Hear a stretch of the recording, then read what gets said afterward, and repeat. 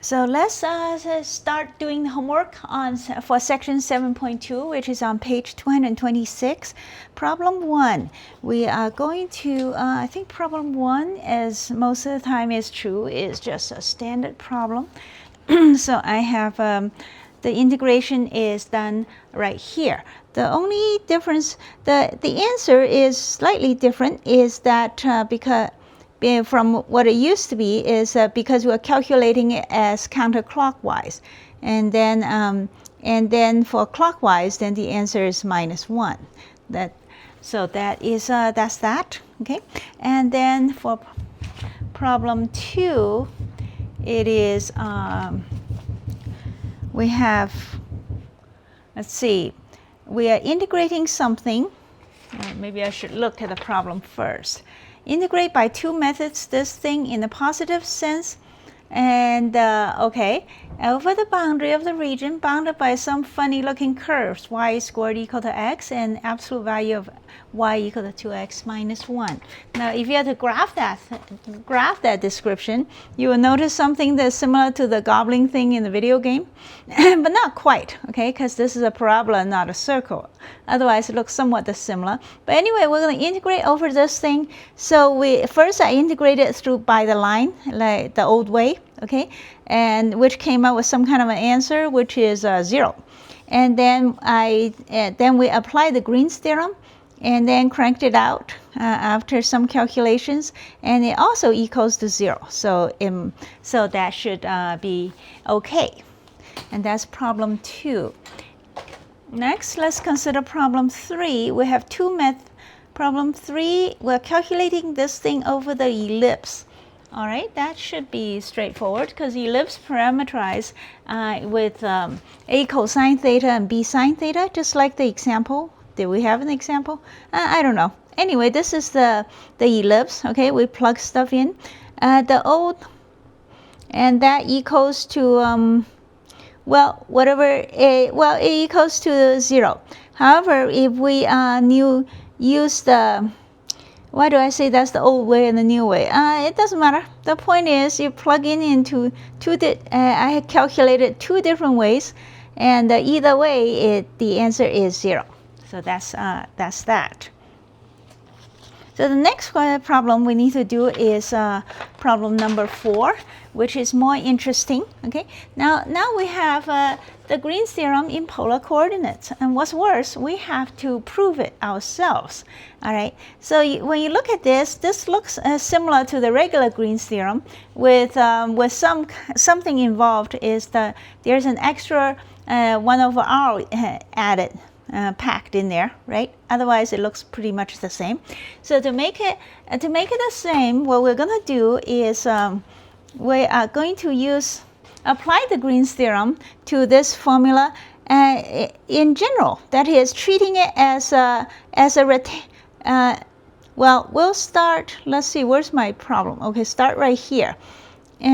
We let 224, we let R be the region of R theta, okay, and which is also regular as it required in theorem 3. Then we're going to interpret this thing as rectangular coordinates, and that was done on page 212, which I'll show you. So this is the top of page 212, where it says that we're going to interpret r theta and phi as rectangular coordinates. Okay, and that trick, in other words, we just treat it as some 3 variable without worrying about what they represent. Now if we do that, then we can follow the Green's theorem and come up with this equation right here. This is just Green's theorem. Okay, r theta are just dummy variables. But then what is the region that we're integrating over? And that's the big question. The region is designed, it looks like this. That is r theta with theta now is just considered some kind of a regular value. That is, theta goes from alpha to beta like this, okay, whereas the functions goes from phi to psi. Normally, r theta looks like this, right? It's some slice of pie. But if we interpret it as the r theta as rectangular coordinates, then we get a new region that's called r star. Now the r star is not what we're looking for, but it is sort of halfway there. Now this integration then by the interpretation of this integral is by the what is it called? I don't care. The point is where the double integral equals the iterated integral. Okay, we'll just by definition then it equals to this thing right here. Is that, what is that? Well, whatever it is. Okay, and so we had that in I think the previous chapter, where the double integral equals the iterated integral for polar coordinates. I think that might be this one or something. I don't know. Anyway, so I don't even think that's not the polar coordinates. This is just interpreting this as a regular rectangular coordinates. Okay, that is the double integral equals to the iterated integral. Okay, so we got to this point, and then we're going to stuff an R inverse in here and an R in here to balance it. At this point, we're going to look at Theorem 3, page 192, which says this thing is the double integral in polar coordinates. And then, so let me show you page 192, which I'm based on this. So let's see, okay, then I'm quoting Theorem 3. Do you see Theorem 3 anywhere? Yeah, right here. Okay, let's see. So Theorem 3 says the iterated integral in polar coordinate form has an R over there. Okay, that's the same as integrating over the polar coordinates. So that is the theorem I got to get to the last part of the proof, right here. Okay, so this integral is by Theorem 3 on page 192 is the same as this one right here, and we have therefore established the proof the proof of this theorem in problem 4. So that should be that.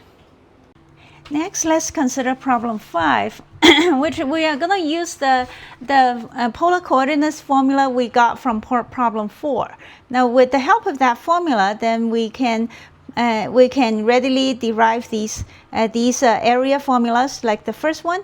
Okay, that is we set Q equals to R squared over 2 and P equals to 0, such that this thing will come out like our goal is so that the double integral we're integrating over 1. So if you integrate over 1, that will be area, and then so that is how we decided to force Q to be R squared, etc. So that will get the first formula, and the second and third is done in a similar way, I think. That's yeah. And then we said the second formula, we said P equals R theta, Q equals 0.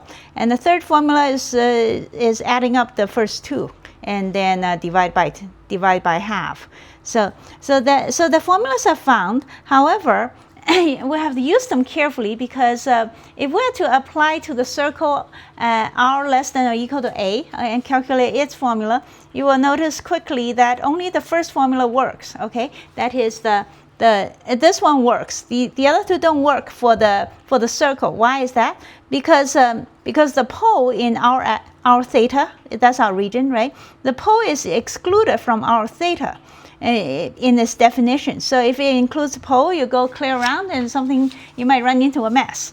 And but the first formula, however, works because there is no theta in the formula. Well, I don't know, various reasons about domain and integrating angles and stuff, and let's not think too hard and wear ourselves out. The point is the first formula works, so we will not look the gift horse in the mouth, okay? And we'll just use this one to calculate problem 6, which is, what is that? It is calculating the, I can't remember, what does problem 6 want? Maybe I should read it first. Problem 6, find the area of the circle. Okay, now this circle is not centered at the origin, sitting somewhere to the left, I think. It doesn't matter where it sits, okay? The point is we plug it into the formula, and this time it doesn't go around the origin, so things are okay. And yeah, so then when we plug it in, and because it doesn't go through the origin, the theta only goes from 0 to pi. Anyway, you plug it in, and everything works out pretty nicely for problem 6. So that's that. Next, let's look at problem 7. Problem 7 is we are calculating the area of the ellipse. The ellipse was already calculated in the example in the book, which was very simple, right? The ellipse is equal to AB pi for any ellipse with A and B being the measurements. However, we're not going to do that. Okay, we're going to use the polar coordinates of problem 4 that we did, and we're going to do it the hard way. And the book very specifically says take a focus at the pole. Now, what does it mean by that? Well, what this means is that we need the polar coordinates equation for the ellipse, which was taught in the end of Calculus 2 and the beginning of Calculus 3.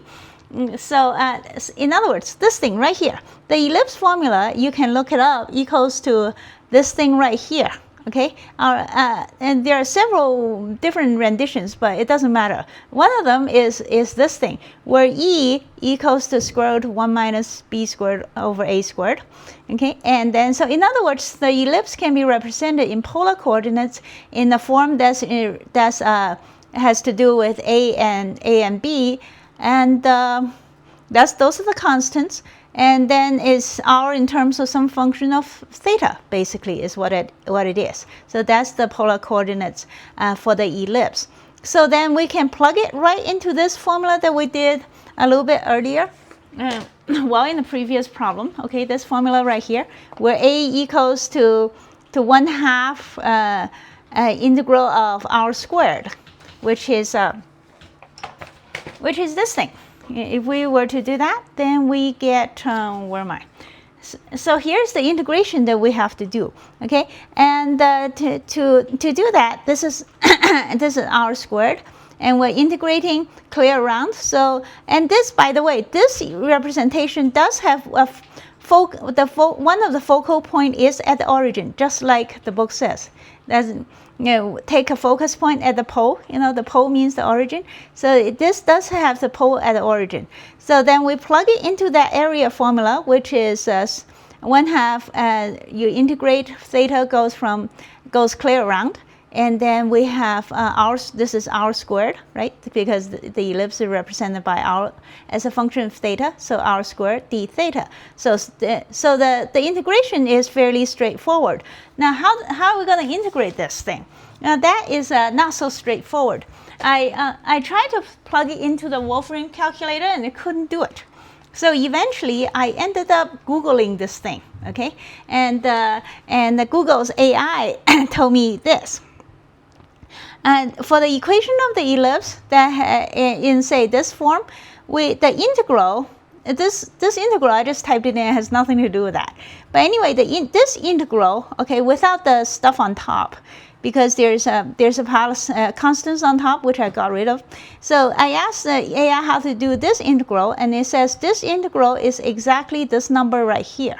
Okay, if you're integrating from 0 to 2 pi, which doesn't seem too bad. And so I plugged it in here. Let's see. Okay, I plugged that number that I showed you in here, that A squared 1 minus E squared, etc.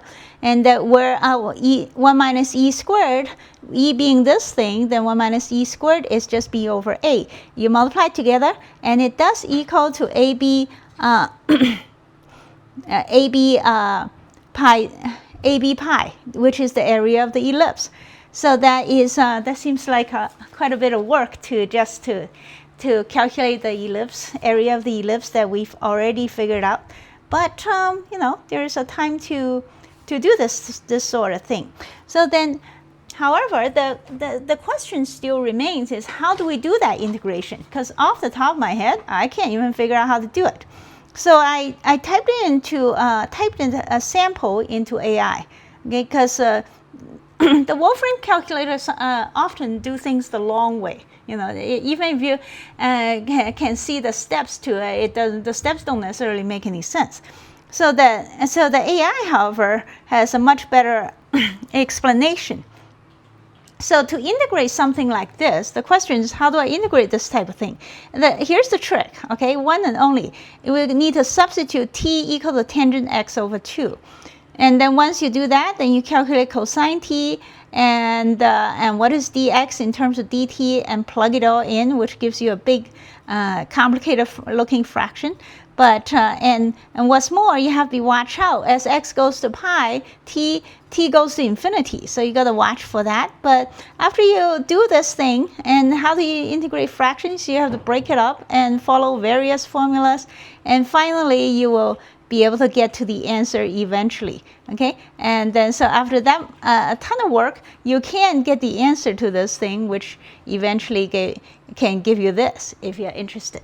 I'm not saying that you should do this and go through details, but you should know about it. Like if you see a weird integration and you wonder about how is this done, well, this one, the critical point is let e equal to tangent x over 2. In fact, there was even a name for that, but we don't care about the name. The point is that's the trick in the substitution. So once you put that in and then put in a ton of work, then you can get to the answer of something that we already know a long time ago, right? And the area of the ellipse is AB pi. That's all. But we're gonna go through that much work to do it. And because part of it shows that the polar coordinates for Green's theorem that we derived in question 4 actually works. Okay, it wasn't just talking; it's actually able to help us come up with the area for the ellipse. So next, let's consider problem 8. We're supposed to find the area enclosed by some curve. Okay, I have let's see, problem 8. Yeah. So I have the curve drawn here, but it doesn't really matter what it looks like. It just goes from goes from -1 to 1. That information can be found if you plot this thing onto the Desmos calculator, like I did. But either way, so I calculated the area in 2 ways, following the 2 different formulas from what problem is this? 5. Yeah, the problem 5, which give us 3 different formulas for calculating area. So I used 2 of them, I think. Or no, I don't even think I used that. I think this is just from the previous page where, yeah, this stuff. Okay, in subsection 2.4, we have these formulas for calculating area, and I think I just used them. Well, whichever one I used. The point is, I calculated it. Yeah, it seems like I just used the ones on the previous page, see, like this. So I did it in 2 ways. Here's the first method, and which is the y dx method, negative y dx. The second one, the x dy method, and they came up with the same thing. So that means I must be right. Oh, I should be right. So that's problem 8. Problem 9, a similar situation, which I calculated. What I did is, because the way the curve was moving weirdly, so I just want to be safe. So what I did is I only went through half the area, and then I doubled it. See, the whole thing looks like a whole leaf, and then I just did half the leaf. So I went round up here and then went through the straight line down. Where okay, yeah. So the first part of the curve is this thing. Okay, it's the curve. The second part is just the straight line. Yeah, I think. Whatever A has to do with, well, whatever, it doesn't matter. The point is, this, I believe that is a straight line down. Right. So then I calculated in the first method, the same as previous problem. I did the y dx, and then I did negative y dx. I mean, and then x dy, and then what's that? That is the whole thing. And so after I did the 2 of them, then I doubled them the result to get the right answer. So then I decided to just do the whole thing. The reason I only did half of it is because t has to, in this parameterization that the book gave, t has to go to infinity. So I was not sure what would happen then. So I avoided it. So then but the third way, I just let t go to infinity, and it did give us the right result. So it's okay. And then the fourth method is when the book also suggests that we use polar coordinates. So I did that, and also give the right answer. So I tried it 4 ways. And you don't need to do that. You can just try one of them. The reason I tried 4 ways is just because I wasn't really sure which one that any one of them. Well, mostly the first 2 ways might have a problem because t has to go to infinity, and so I used 4 ways now. So now I'm pretty confident I got the right answer. So that is problem 9. Problem 10, we're calculating the area of the triangle. Okay, we're back to 6th grade or something like that. So to calculate the area of a triangle, then we'll sit the triangle flat on the ground. Okay, whatever the shape the triangle is, we'll have one point at 0, 0, another point at A, 0, and the last point at BC, where C would be the height of the triangle in our calculation. Okay, so the area of the triangle had better be A times C over 2, right? Otherwise, we're going to be in for it. So then I calculate, I parameterize each line, gamma 1, 2, and 3, and then calculated everything out. And yeah, I think I used the Wolfram calculator for this because I wouldn't do this by hand. I can't tell. I'm probably well, whatever. The point is, something came out of it. Maybe I did it by hand if it's not too hard. Yeah, I guess it's not that hard. There's no need to type it into the calculator because it's not easy to type it into the calculator either. And sometimes it's just simpler if you just do it by hand in a simple case like this one. So I don't think I even used the calculator. I think I just cranked it out, and it does equal to AC over 2, like it better. Okay, so that's that. Oh, I forgot to show you some of the integration I typed into the calculator. I had some trouble typing this stuff. I think I just keep making mistakes or something. So I'm showing it to you because I finally got it right, and I'm very proud of it. And I don't know if you need this information or not, but yeah, I just show it to you. So next, let's look at problem 12. The boundary of a region consists of the origin and 2 arcs. So the question is, how do we divide this thing into a finite number of subregions, which are either Rx or Ry? Okay, that shouldn't be too bad. Here is how I decided to divide this thing. Okay, this is, let's see, problem 12.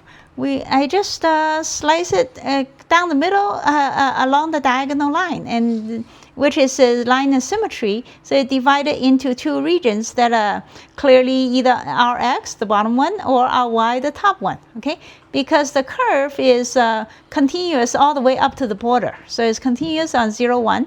And well, once the curve is continuous, then everything else looks okay to me, right? It just so then so that is that.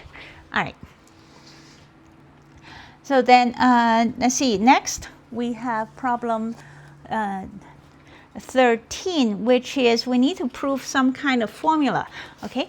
So what we're gonna do is let A equals to PQ1 and B equals to PQ2, and then by theorem 2, then we apply the Green's theorem.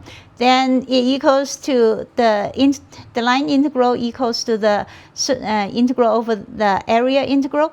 That will B1, it will be B1 minus A2. Then we calculate what is B1 minus A2. So you do the product rule, okay, since A is PQ1, etc. So we do the product rule, and then something subtracted out. What is, something is gone. Yeah, the P1, well, oh, these 2 things are gone, okay, I think, yep. So being that Q12 is the same as Q21, because of some mixed derivatives being equal, mixed partial derivatives, and as a result, A equals to this thing, and that is exactly that.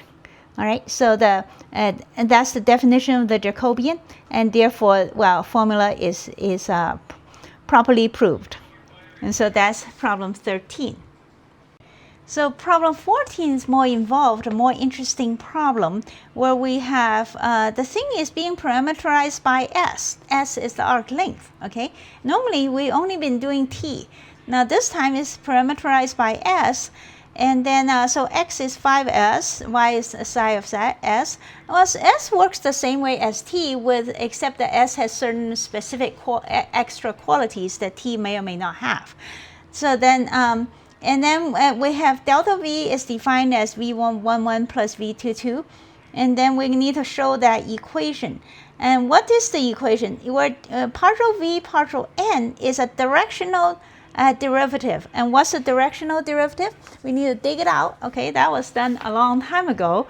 And on page 40, where the directional derivative is where the direction is psi n is defined by as F1 cosine alpha and F2 sine alpha, where alpha is the angle it makes with the x-axis. All right, so that's the directional derivative. And then, and what direction is this? In the direction of the exterior normal, okay? And so the second question is, how do we calculate the exterior normal? Now that was done at some point, and I really didn't want to think about when.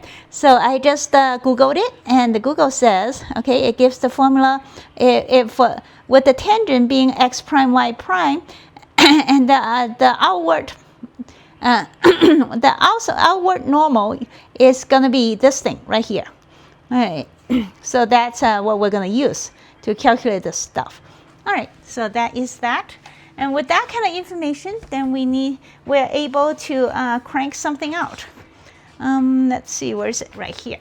All right, so here's problem 14.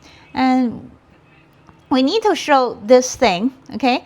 Now we have figured out that the outward normal is phi prime minus psi prime, as by the formula I just showed you.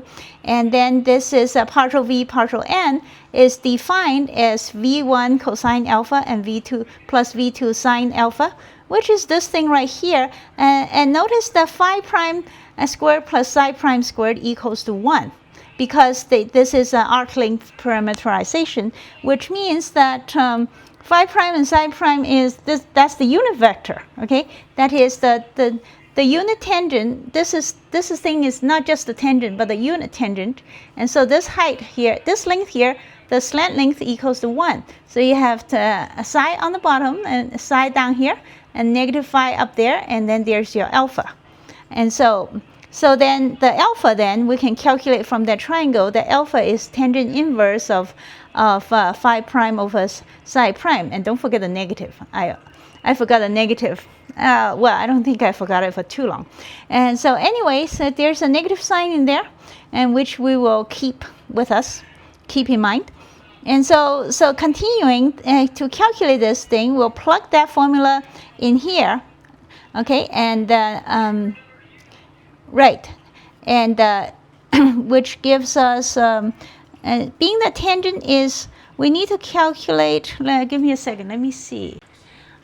All right, so being that tangent alpha is defined this way, okay, so then the partial v partial n will be defined like this properly. Also based, and numbers are based on this triangle.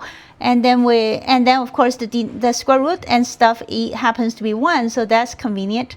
So then this thing eventually end up being this thing right here, okay, where uv1 phi prime and then uv2 minus psi prime. And then we can change that to be equation 1, where phi prime ds is the same as dy, whereas psi prime ds is the same as ds, because from the beginning we have phi x equals to phi of s, right? Y equals psi of s. So that's how the differentials get worked out. So far so good. Now we'll call that result equation 1. Okay, and that's the one side of the thing we're working on. Now we will start working on the long side, on this side. So writing out the long side, we have this thing, okay, and then we'll rewrite it in grouping it into 2 parts. We'll call this part Q1 and that part minus P2.